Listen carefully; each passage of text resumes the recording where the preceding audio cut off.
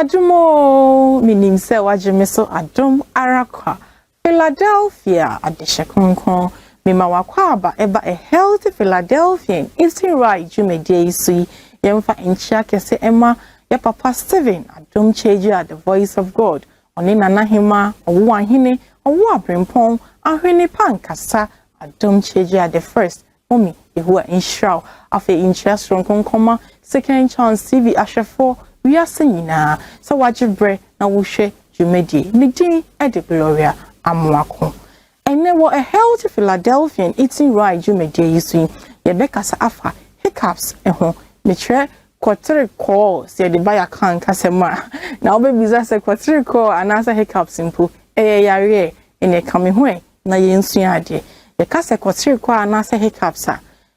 apomodin hwehwemu adanadi amaye hu say involuntary contractions of the diaphragm. Me can diaphragm, I say diaphragm no, and no your chest wall, and your abdomen, and answer your yefno nimu. Na diaphragm no a contract and answer a catchum. And it's a catchum bia. You will be my friend vocal cord. Sa vocal cord a closey and answer there is closure. Into a closey bia and answer sound and I heck sound and an abba. Na yakase kotere call esino anase wanya hiccups na enhwehwemu amaye hu se ye wonyeme bia ye ya a trigger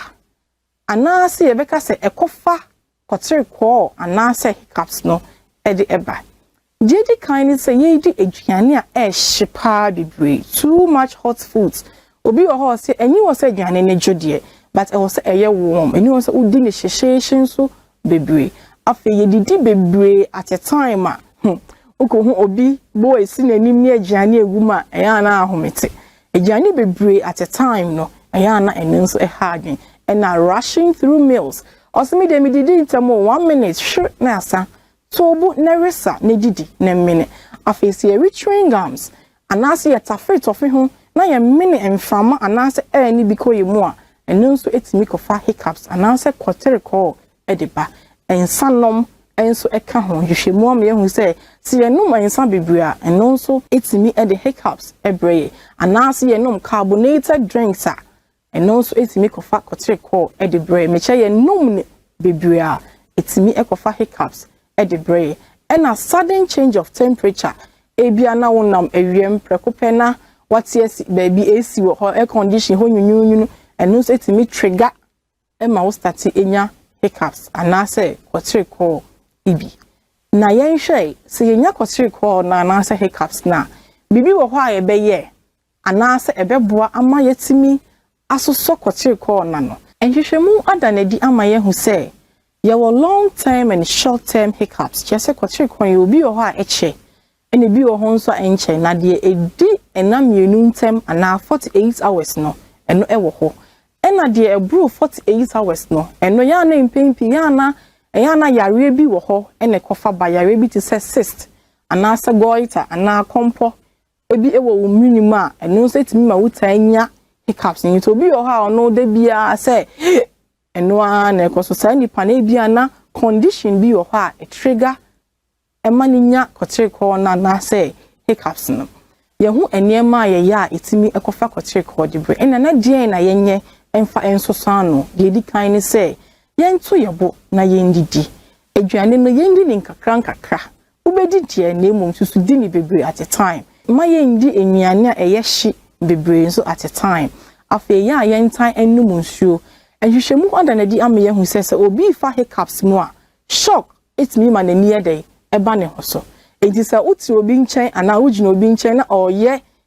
hic sound na utimi epusi ne wa abra na ni eni ne hoso menga sahwe na so odi apem ne kakra ne yam yesa de ehye ne kakra na obehu se prekope ye den ebejai afi nso ebetimi amassage ye diaphragm no ene nso eboa ema esizi ena ebetimi nso ahodi ye breath just say ebechia ye home for some minutes kakra like as a wuja home kakra bi no basa ene nso eboa eyi hiccups ana say kotere call efio edibaye yaka ensano ana alcohol ho asem ye momoden na ye ntwe ye ho enso emfi alcohol eho na emboa ubebisa say na kotere call ne kra no eba agye insu science one dey bebre me and also complications kakra wo ho hwe se wo gina nipam na wo ma speech na kakra bia interactive speech afi wontimi enflow wontimi nkasa se de wo se wo ye de wo ka no anasa anajo wada na second bia